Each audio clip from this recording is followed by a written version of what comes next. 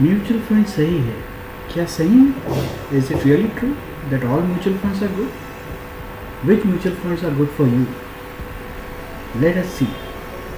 Hello, I am Dr. Feroz and I am an orthopedic surgeon by profession and a stock market investor and trader by passion, and I am on a mission of financial literacy through Wealthpreneur, in which I want to help my fellow professionals to learn and take informed and educated decisions about finance in general and stock market in particular. Are mutual funds really a nice choice? Is it a wise decision to invest in any and all forms of mutual funds? Whenever we think of mutual funds, we just think of an ad in which one person is suggesting to his friend, mutual funds sahi hai, and we conveniently forget the disclaimer at the end of the ad. It says that it is totally up to the investor and all mutual funds are subject to market risk. So, what we want to learn about mutual funds and which mutual funds to invest in, which mutual funds are good for you. Let us see. What is mutual fund? Mutual fund is just a company who collects money from investors and people like us, and they invest in different type of assets like gold, stocks, debt. Now depending on where they are investing, they are classified as equity mutual fund which invests in stocks, or a debt mutual funds where they invest in bonds or debts and other instruments like debts. Some mutual funds they invest in balanced way in both part in equity as well part in debt. They are called as hybrid mutual fund or balanced funds. Now depending on the time for which you are supposed to be invested in mutual fund, there are two types of mutual fund. One is open-ended mutual fund and the other is closed-ended mutual fund. An open-ended mutual fund, in that you can invest and take out your money at any time you want without paying any penalties. But a closed-ended mutual fund has a date of maturity. It has lock-in period. You are supposed to stay in the mutual fund for that lock-in period. If for any reasons whatsoever you take out your money from that mutual fund before the period of maturity, then you have to pay penalty. Thirdly, depending on the returns, their mutual funds are classified as a growth mutual fund or a dividend mutual fund. A growth mutual fund invests a profit earned from the mutual fund into the mutual fund back, whereas a dividend mutual fund gives part of the profits to the person who has invested in the mutual fund.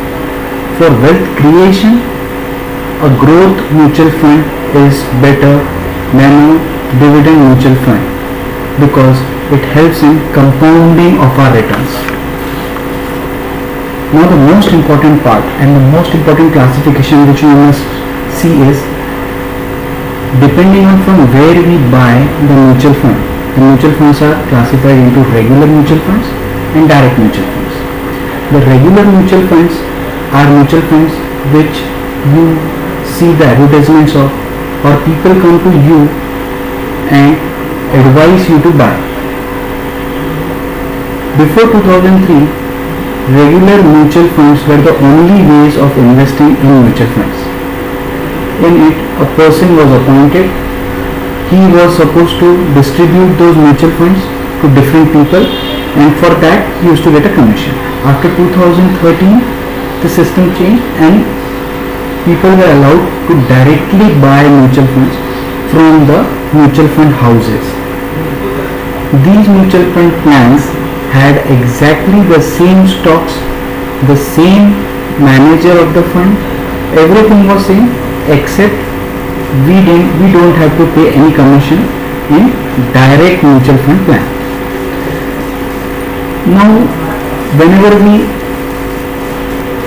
go to a bank or a person suggests us a mutual fund, be rest assured that they are suggesting us a regular mutual fund.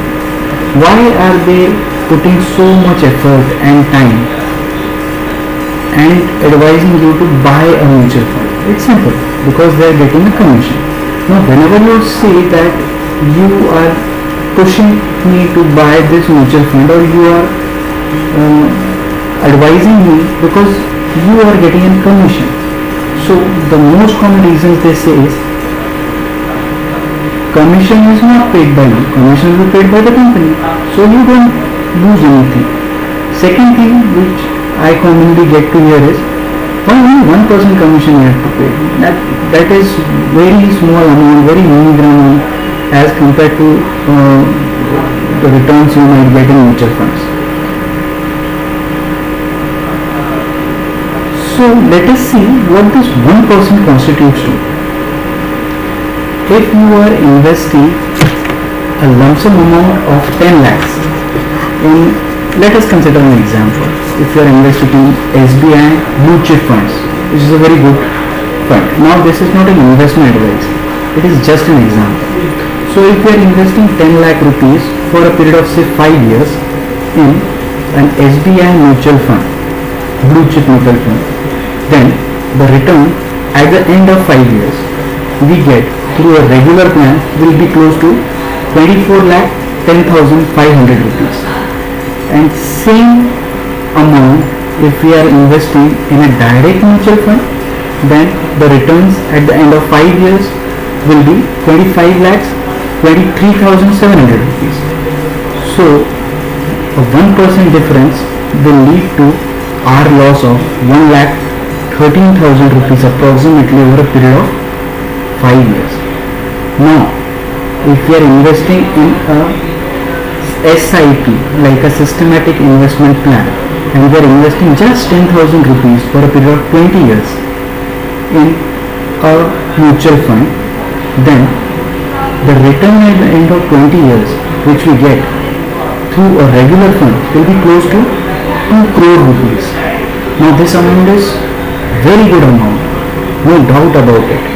But if we are using a direct plan instead of a regular plan, can you guess how much the amount you might get at the end of 20 years? It is 2 crores and 35 lakh rupees. So over a period of 20 years, we can save 35 lakh rupees just by simple selection of direct plan instead of a regular plan. Isn't it great? So, things to remember when you are using mutual funds as tools for wealth creation. Stay invested for at least 7 years. Buy a direct plan.